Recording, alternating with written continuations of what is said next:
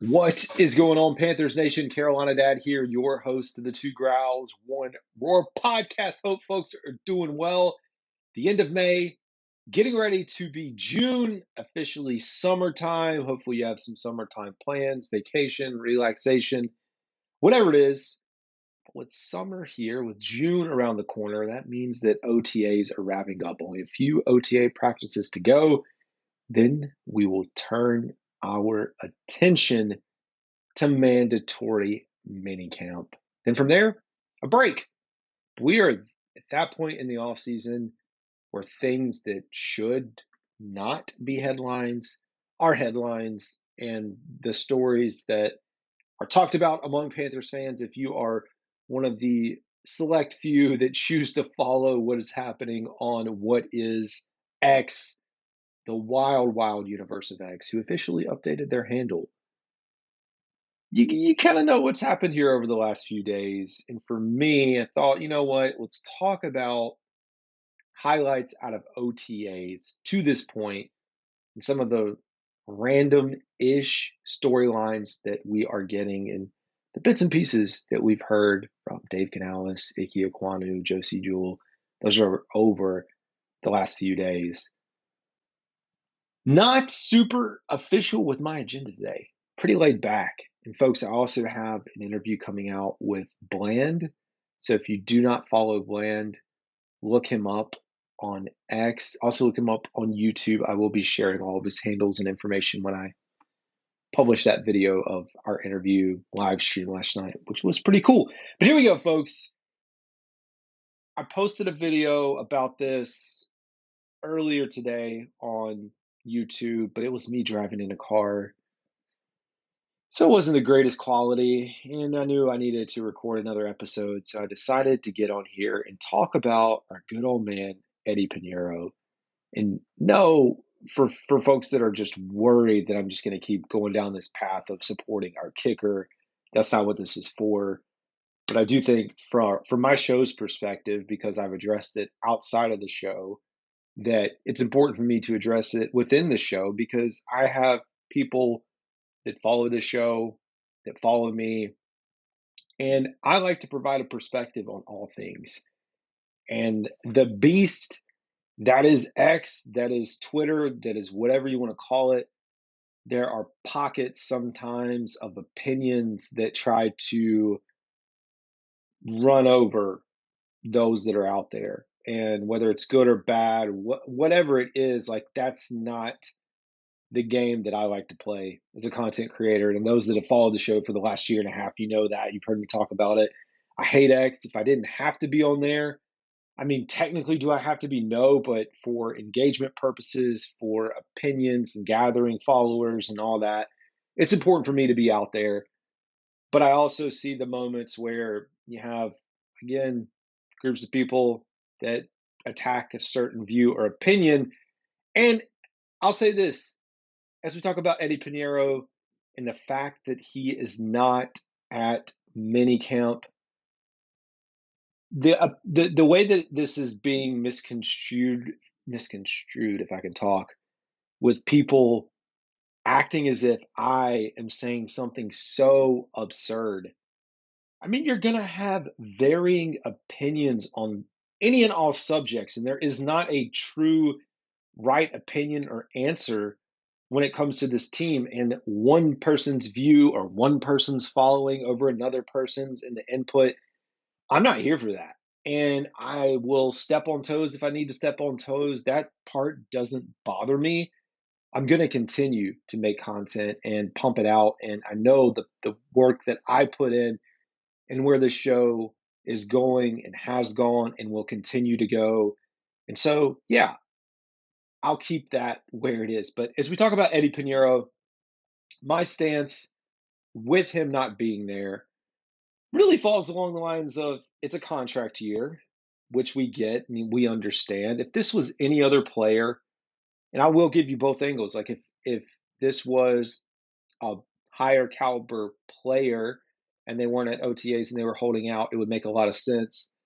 I think when you are a kicker and you technically aren't one of the top 10 kickers in the league, Sure, you can pull the stats, but when you're talking about a limited number of kick attempts, I could see the reason why a lot of folks are like, he should be at training camp. He should be there. He should be kicking. He hasn't earned the right for this. But I think people just forget sometimes that this is a business, and it's a business decision for him as an employee of the NFL, as an employee of the Carolina Panthers, to want to get money. Who in their right mind wants to go into a season, no matter what the position is, and think, oh, well, yeah, I'll just kind of gamble and hope that I have a contract here for 2 years? It's all about their security. Everyone wants job security. And so I don't think it's absurd that we do not have our kicker at a voluntary OTA. Voluntary. It's like we've missed the word. And then so I have people trying to tell me, well, he really needs to be there. He just needs to be there. I get it. Sure. What is he going to do during this time? Because we've seen him already injure himself quite a few times, right? I mean, that's why we brought on Matthew Wright. We've seen the injuries pop. We know that the reason he is here is because of an injury to Zane Gonzalez and everything that happened there. It's like, what is the benefit of these extra kicks, or what do people think is truly going to happen? And so there's people here now that are just feeding into everything that they hear, which is fine. You have Dave Canales touting Harrison Mevis, but I just think people forget it's a business. Do you think Dave Canales, because again, these things are closed, it's voluntary OTAs, he's going to get on the podium in front of everyone and say, yeah, Harrison Mevis has just been bombing it out there, terrible kicker. Even if Harrison was missing attempts or wasn't doing well, he's going to talk him up. He wants to talk him up, whether that is, you're not really talking about a trade asset or anything of that nature, but to apply pressure to Eddy Pineiro, who is out wherever he is on his vacation, tropical place, have him believe that his job is in jeopardy. And hey, maybe that works. And then you got the other side of it, where we are going to really learn if this is a true holdout, is mandatory minicamp. Just wait another 10, 11, 12 days, whenever that starts in mid-June. If he's not there, then he's going to get fined. And as a kicker who's making, what, $2 million per year ish, 1 to 2, that's a pretty big chunk of change to decide, like, yeah, I'm going to hold out and not show up and get fined for that. So I think that's really where people should be concerned. And the opinions that I've seen floated around is that we are getting a, a better kicker with Harrison Mevis. And it baffles me because you're talking about a kicker with a lower field goal percentage in college than Eddy has as a pro in the NFL. And so, sure, you can believe everything that you're hearing coming out of training camp that, hey, this guy's doing great. You got to remember he's undrafted. Don't worry. I know a lot of kickers are undrafted free agents, but when you have an established veteran that really has lost you one game, outright lost, you could say, hands down, it was, you could pin it on him. I know football is a team sport. The Atlanta game from, 2 years ago. That's really the one game. I have people trying to tell me he cost us the Packers game. I'm like, really? You think he is the reason that we aren't winning games or haven't won over these last few years?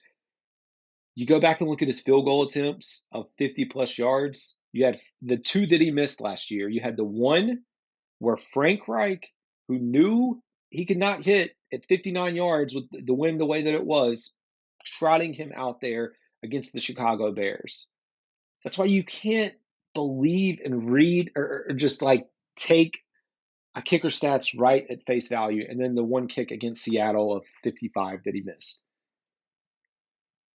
I hate that this is the point of where we are in the offseason.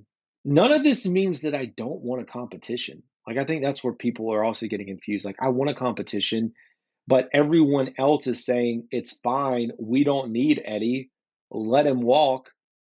as if the replacement that is there, who you have never seen make an NFL kick, is going to be that much better. Because what you're saying, I don't like I said, if you watch the video, if you say he's the 17th best kicker, the 18th best kicker in the league, you have to be telling yourself that him coming in, Harrison Mevis, who would replace him, is going to be that or better. Because it could get ugly, man. It could get very ugly. And if I am Dan Morgan and Dave Canales, you have to have, as I said, strong conviction if you're going to make a decision. Like if this thing does go sideways, Eddy never shows up, or you feel like you can really move on from Eddy Pineiro at this point, June 1st, whatever the cut dates are, so be it. But I'm going to tell you, it could get very ugly. So it's risk and balance. And to me, it's a very big gamble. Again, we'll probably get to see him kick in the preseason. And if they just feel confident already that he's going to be the guy, he can hold around. They can hold this guy around until we get into the preseason because you get to carry 90 until the final cut. Like there's no incremental cuts. So it's not going to hurt you to have him here and to be around and be familiar and see what he can do. But if you made a decision that he is going to be your guy without Eddy failing, and I know that we heard Dave Canales talk about kickers and the importance of bringing in kickers. He's only carrying one kicker on the roster, at least now, although we're seeing some weird stuff happening in Kansas City, not Harrison Buckner related, but with them talking about using Justin Reed for kickoffs because of the adjustment to the kickoff rules and the touchback and all that. It's just a weird time in the NFL. I don't know how the position itself is going to change, but primarily one kicker. You're not going to carry a kicker on the practice squad, but you bring in these guys at this point in the year to evaluate. And hey, if there is an emergency or something comes up, have someone that could be available to kick for you. But if you go into the season and you decide that Eddy Pineiro is not your guy, you're going to run into some problems if you trot out Harrison Mevis and he is missing field goals early. And I'm not going to say like I want him to be successful, but if he misses some attempts very early in the year, you're going to be sweating trying to find someone else to replace him. I think the better situation right now, unless we just get out here and Mevis gets into the preseason and he's drilling 60-yard field goals left and right like it's nothing, which would be fantastic. Unless that's happening, you roll with Eddy. And then in the event that Eddy Pineiro flops this year for whatever reason, you move on. And maybe you cut him during the year and you bring on you bring him back, Mevis, that is, if he's not been acquired or picked up by another team. So that's my stance. I don't know. It baffles me how many people are so mad that he's not there, so mad that he's not kicking. It's not that I don't want a competition, folks, but I feel like I have to voice my opinion on this stuff through my show. And I mean, doesn't bother me if people care or do not care that my opinion doesn't align with whatever their opinion is and what yours is. And I think it's important to have differing opinions. Who knew an NFL kicker could be so polarizing? Who knew it? Because I certainly did not. Not one bit. But coming out of this, we also heard from Ike Ekwonu, and I do want to talk about his presser because let me tell you, there were some pretty surprising things that came out of there. One, I think the biggest takeaway is that he admitted this past year to riding the coattail of his rookie season, rookie campaign that was successful. Comes out and says, yeah, I pretty much, rode the success that I had my first year, the second year, and then chose not to get support. So he chose not to lean on his coaching staff to help him as things weren't going well. I think that is a bigger sign of what was happening here inside of the locker room, really beyond the locker room, but inside of the building with the Carolina Panthers. If you have a second-year player and you see him struggling the way that he did, and your head coach cannot help organize or assign someone to mentor him Or hey, yeah, maybe you do spend a little bit more time with him, have the coaches, Campman come in. It blows my mind. And or the leadership. Like it frustrates me a little bit that we have a veteran presence like a Taylor Moton, and I'm not saying he did not approach Icky, because I don't know, but you have a veteran presence beyond him, and we aren't doing anything to bring him in, kind of coach him up, help him out, address that. And I get it. If someone has an ego and they say like they're content and my way's good and I'm doing fine, it's hard to pull someone in who is like in that mindset.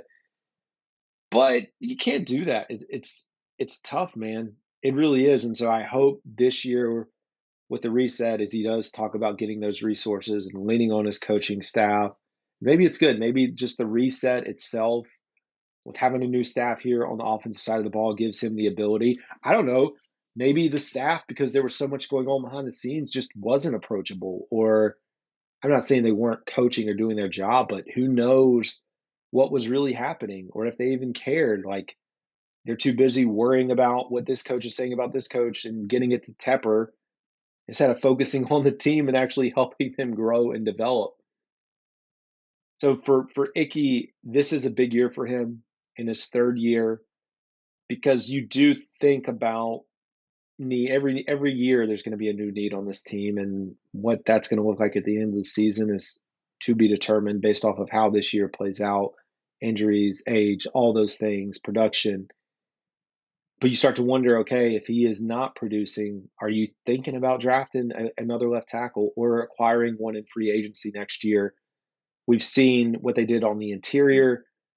They want to make sure that Bryce Young, who is supposed to be the quarterback of the future, is able to stay upright and has the protection that he needs. So I look for him to have a solid year. Sounds like they're going to be leaning a lot more on the running game, which should help him in this game. He talked about that as well. Running game will be a big part of this offense. Can we run the ball well? If you run the ball well, it just opens the door for a lot of things. It makes it so much easier for everyone on the roster, from play action to protection to wide receivers getting open to just being able to run the ball in general. And I look forward to it. Now, behind him, you do have Yash. Remember the swing tackle who saw some time as a starter in Green Bay? A guy that I think when we get into training camp, maybe taking some reps. If Icky just isn't doing well enough, I would not be surprised if the Panthers look at the roster, if Yash is their guy that they've acquired, and they decide to throw him up in there. Because, like we've heard, Canales, doesn't have biases or, hey, favoritism over this guy or this guy. This is all about the best available player and players on the roster. Josie Jewell, the other guy, linebacker, we heard from. So we close out, this OTAs segment. Not much, man. Happy to be here working with Ejiro Evero in this scheme. He did talk a little bit about the move to an 18-game schedule, what that would look like. He's actually for it. He's like, hey, it's more money in my pocket. So he said, bring it on. Did address this move, and I don't know how many fans that are not in the weeds have heard about the proposal to shift the offseason timeline. So what they're talking about doing is moving training camp up. So you report in like early July, maybe even the end of June, and you have you essentially get rid of this voluntary OTAs, and so you compile that. So your break really is like in the May to early June timeline. Then you jump in. So it's still a similar gap, but you're starting a little bit earlier. For me, I think that opens the door for an 18. It definitely opens the door, even though they're saying it's not for an 18-game schedule, to eliminate a preseason game. I think it makes sense. Like, I know there's a lot of value in the work that they're doing today. It does make me wonder with guys getting back into speed. Because a lot of times we see guys getting into training camp and hurting or pulling muscles and everything that comes with that. We've been seeing guys now, as we talk about training camp, Xavier Legette pulling a hammy this week. So you wonder, like, what is the impact of that? Are we going to be rushing these guys back through? I'm sure it'll all get sorted out. Like, whatever the NFL wants, the NFL is going to get in some way. I know they'll work with the Players Association to keep the players in mind, but you sometimes wonder how much in mind are they keeping them? I don't know. But folks, I think that is going to do it for me today in this segment. I appreciate everyone who follows this show. Please hit that subscribe button, or if you're listening to this podcast, hit the follow button. We'll continue to see the numbers grow, and I appreciate it. Y'all have a good one.